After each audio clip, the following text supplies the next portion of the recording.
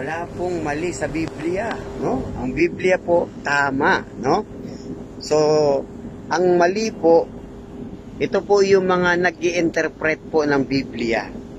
So, ito po yung mali, no? Ito po yung mga mali, ito yung mga taong ito na ibang sekta na mali yung interpretation sa Biblia, no? Katulad na sinasabi nila, yung sign of the cross daw, no?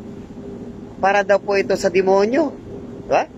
So, ibig sabihin, dun pa lang maling interpretation na ginagawa ng ibang sekta. Paano mo masasabing sa demonyo ang sign of the cross, no, ng mga Katoliko?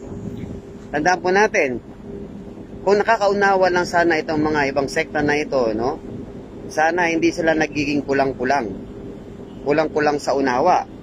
Okay? So, ibig sabihin po, yung sign of the cross, ito po ay hindi po sa demonyo. Bakit? Tingnan nyo po sa ngalan ng Ama, ng Anak, ng Espiritu Santo. Diba? Ibig sabihin, ang binabanggit po natin dito ay yung tatlo napaka-importante. Diba? Ama, Anak, at Espiritu Santo. Na kung saan, ang Ama ay tagapaglikha, no? At ang Anak ay tagapagligtas. At ang Espiritu Santo na kung saan siya yung nagpapabanal. Diba?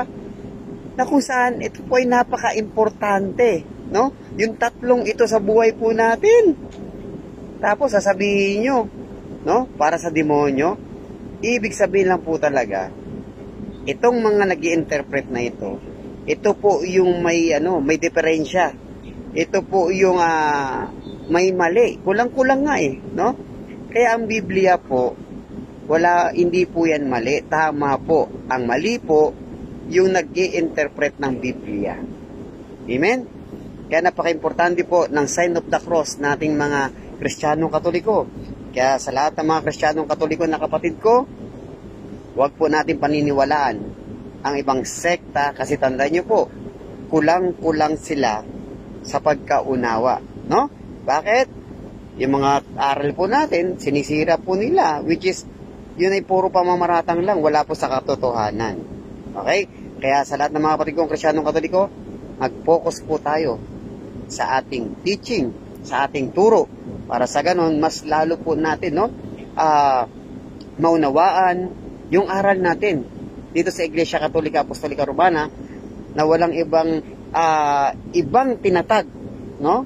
Na ating mahal na Panginoong Hesus, kundi yung Iglesia Katolika Apostolika lamang. Wala nang iba. Amen?